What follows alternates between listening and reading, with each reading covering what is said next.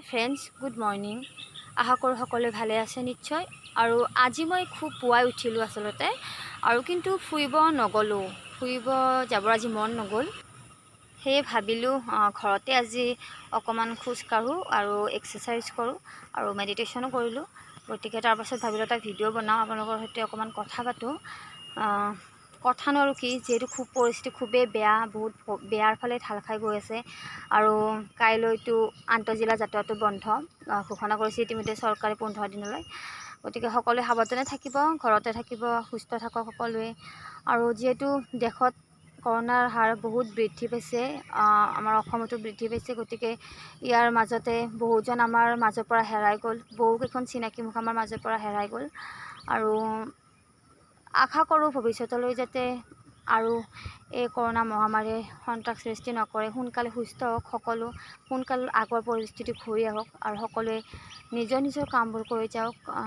সঁচাকৈ এতিয়া এনেকুৱা হৈছে যে আমি ভয় এটা ভাৱ সকলোৰে মনত সোমাই গৈছে যে অকণমান বেমাৰ হ'লেও মানে এনেকুৱা ভাৱ হয় যে মোৰ হ'ল নেকি, এনেকুৱা এটা ভাৱ হয়। কিন্তু ভয় নকৰিব, যদিও কাৰোবাৰ চৰ্দি জ্বৰ যিয়ে নহওক যে মোৰ কৰোণা হৈছে নেকি এনেকুৱা ভাবি নল'ব। একো ভয় নাই, ডক্টৰৰ তাত গুচি যাব আৰু গুচি গৈ টেষ্টটো কৰাই ল'ব। এইটো ভয় কৰিবলগীয়া একো নাই। যদি সময়মতে ট্ৰিটমেণ্ট কৰে তেতিয়াহ'লে সময়মতে সুস্থ হ'ব। গতিকে ইয়াত ভয় কৰি কিছুমানে বহুতে আমাৰ ইয়াতো দেখিছোঁ লুকাইছে, মানে ক'ভিড হোৱা তাৰপিছত গম পালে পাই তাৰপাছত আকৌ এনেকৈ ঘৰতে আইচলেট কৰিছে। গতিকে এইবিলাক কৰিব নালাগে আচলতে, কিয়নো এইটো এটা মূৰ্খামি হয়। কাৰণ তেওঁৰ লগতে ঘৰৰ কেইজনো পৰিস্থিতি সংকটত আহি পৰে। গতিকে অন্ততঃ নিজৰ ঘৰখনৰ কথা ভাবি, নিজৰ পৰিয়ালটোৰ কথা ভাবি, সৰু সৰু বাচ্ছাও থাকে কিছুমানৰ। গতিকে তেনেকুৱা কথাবোৰ ভাবি হৈছে মানুহৰ গাতে বেমাৰ হয় ন। গতিকে বেমাৰটো লুকোৱাৰ কোনো এটা কথা নাথাকে। বেমাৰটো হৈছে দেখাওক, দেখাই পেলাই ট্ৰিটমেণ্ট লওক, ঔষধ দিব ডাক্তৰে, খাওক, ভাল হ'ব। কিন্তু নিজৰ মনোবলটো হেৰুৱাব নালাগে আচলতে, বা ভয় নাৰ্ভাছনেছ এইবিলাক আহিব নালাগে।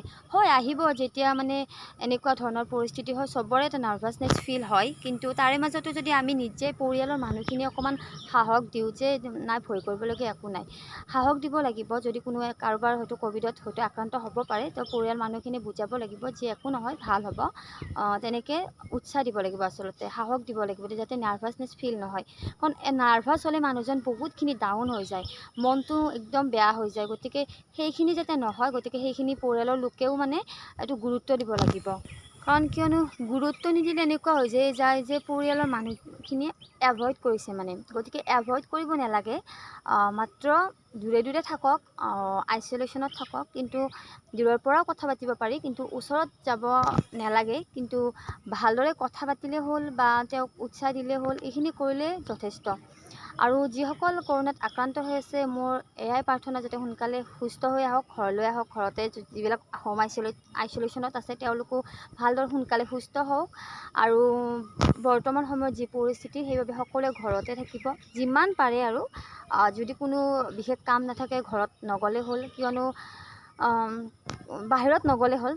গতিকে কিয়নো এতিয়া বৰ্তমান পৰিস্থিতিটো জানেই চবেই। আৰু যিহেতু কালিৰ পৰা আৰু 15 দিনলৈ আন্তঃজিলা যাতায়াতটো বন্ধ।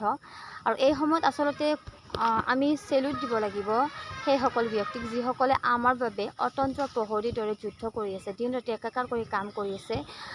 যেনে চিকিৎসক, নাৰ্ছসকল আমাৰ বাবে লাগি আছে, নিজৰ জীৱনকো আনকি তুচ্ছ জ্ঞান কৰি তেওঁলোকে নিজৰ ৰোগীৰ চিকিৎসা সেৱা কৰিছে। আৰু সঁচাই চেলুট দিব লাগিব তেওঁলোকক। আৰু ইয়াৰ লগতে পুলিচ প্ৰশাসন, সাংবাদিকসকলেও বহুতখিনিয়ে কষ্ট কৰি আছে, আমাক বাতৰি যোগান ধৰি আছে বিভিন্ন ঠাইৰ পৰা। গতিকে হয়তো তেওঁলোকো হৈ যাব পাৰে ক'ভিড সংক্ৰমণ, আক্ৰান্ত হৈ যাব পাৰে, কোনো ৰিস্ক নাই। তথাপিও তেওঁলোকে বাতৰি যোগান ধৰি আছে। গতিকে সেইখিনি তেওঁলোকক ধন্যবাদ জনাইছোঁ মই মোৰ চেনেলৰ জৰিয়তে। আৰু লগতে কাৰণ যিহেতু ময়ো এগৰাকী সংবাদ মাধ্যমৰ সৈতে জড়িত, মই কোৱা নাছিলোঁ, বৰ্তমান ময়ো দুটামান নিউজ পৰ্টেলত কাম কৰি আছোঁ।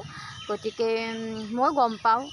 গতিকে যদিও মই ঘৰৰ পৰা কৰি আছোঁ, কিন্তু মই জানো যে ইমান সহজ নহয় বৰ্তমান সময়ত এনেদৰে বাহিৰত ওলাই গৈ বাতৰি যোগান দিয়াটো।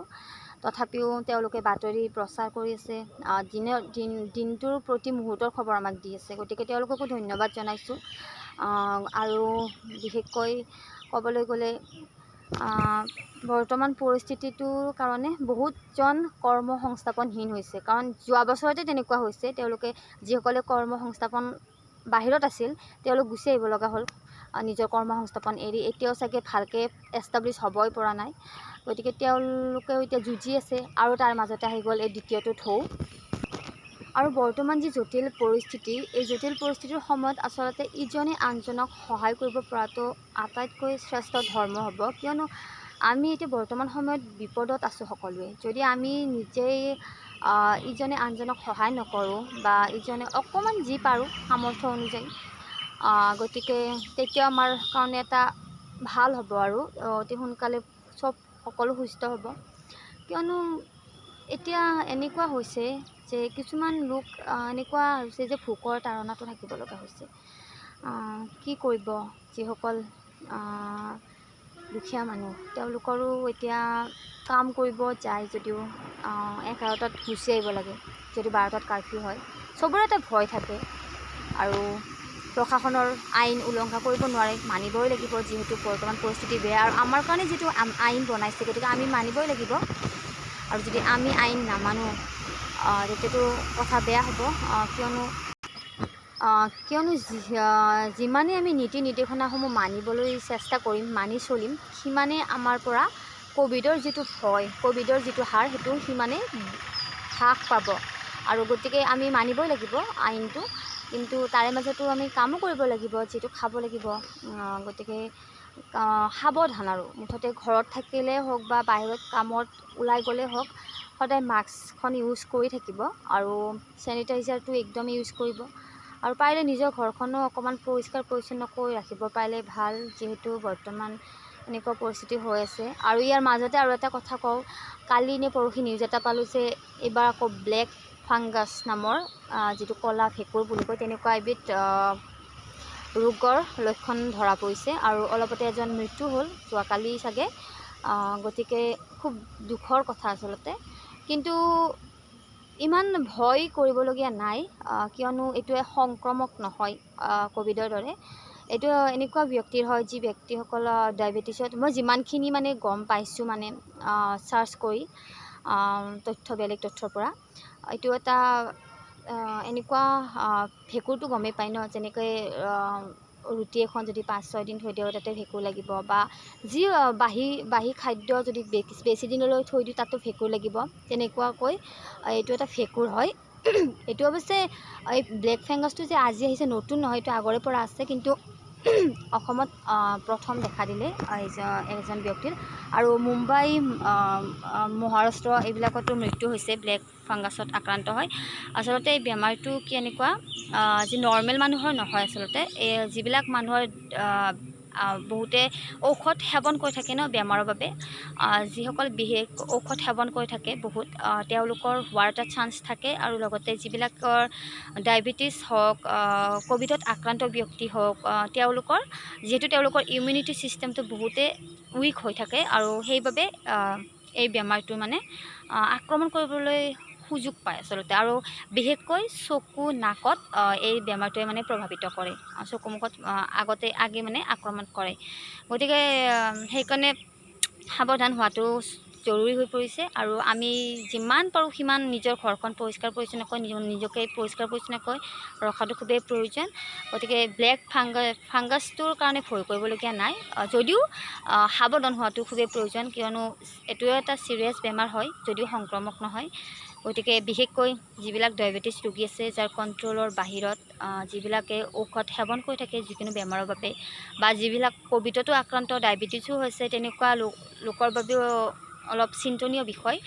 গতিকে সাৱধানে থাকিব। ইয়াতকৈ আৰু কি ক'ম, সকলোৱে ভালে থাকক, সুস্থ থাকক, আৰু সোনকালে যাতে ক'ভিড মহামাৰী আমাৰ মাজৰ পৰা নোহোৱা হয়, নাইকিয়া হৈ যায়, সেইটোৱে ভগৱানক প্ৰাৰ্থনা কৰিছোঁ। কাৰণ এতিয়া ভগৱানে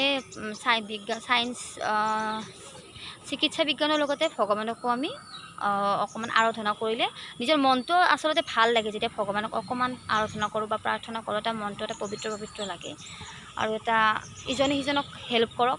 অলপতে এটা নিউজ পাইছে চাগে যে এগৰাকী যুৱতী তুলিকা ডেকা নামৰ, তাই হেল্প কৰিছে বহুতকে, আইচলেশ্যন থকা ব্যক্তি। সঁচাকৈ এনেকৈ প্ৰশংসনীয় পদক্ষেপ লৈছে আচলতে, তাই বহুত প্ৰশংসনীয় কাম কৰিছে আৰু সকলো নিউজটো কাভাৰো কৰিছে তাইৰ সকলো চেনেলে। গতিকে ভাল লাগে এজনী, তাই ইমান বেছি বয়সো হোৱা নাই, মোৰ ওচৰৰ ঘৰৰে হয়। তাই মোৰ ভণ্টিৰ নিচিনাই হয়। ভাল লাগিছে তেনেকুৱা দেখি যে তাই ইমান ধুনীয়াকৈ মানুহখিনিক চাৰ্ভ কৰি বা বস্তু দিছে, হেল্প কৰিছে। নিজৰ আজিকালি গাঁঠিৰ ধন ভাঙি মানুহে নিদিয়ে, কিন্তু তথাপিও আজিকালি অকণমান এটা কথা, যেতিয়াৰ পৰা মানে ক'ভিড আহিছে বহুতে হেল্প কৰিছে আচলতে, ক'ব লাগিব। আচলতে মানুহে মানুহক বুজি পোৱা হ'ল আৰু যে মানুহক বিপদতে লাগে। আৰু ভাল লাগে যে হয়, মানুহে কয় যে মানুহে মানুহৰ কথা নাভাবে, কিন্তু তেনেকুৱা নহয়। বৰ্তমান সময়তো আছে মানুহে মানুহৰ কথা ভাবে। আৰু তাইক দেখিও তেনেকুৱাই ভাল লাগিছে, যে অলপ প্ৰাউড কৰিছোঁ যে মোৰ ঘৰৰ ওচৰৰে ছোৱালী এজনীয়ে এনেকুৱা ধৰণৰ প্ৰশংসনীয় কাম কৰিছে, যি পাৰিছে সহায় কৰিছে মানুহক। ভাল লাগে তেনেকুৱাকৈ দেখি। আৰু সকলোৱে সহায় কৰক যিমান পাৰে, সামৰ্থ্য অনুযায়ী, যোনে যেনেকৈ বিপদত আছে। বৰ্তমান সময়ত আমি একত্ৰিত হোৱাৰ প্ৰয়োজন, একত্ৰিত হৈ থাকিব লাগিব, একত্ৰিত হৈ আমি যুদ্ধখনত জয় হ'ব লাগিব আচলতে। আৰু আজিলৈ ইমানে। সকলোৱে ভালে থাকক, সুস্থ থাকক, ঘৰত থাকিব। Bye bye.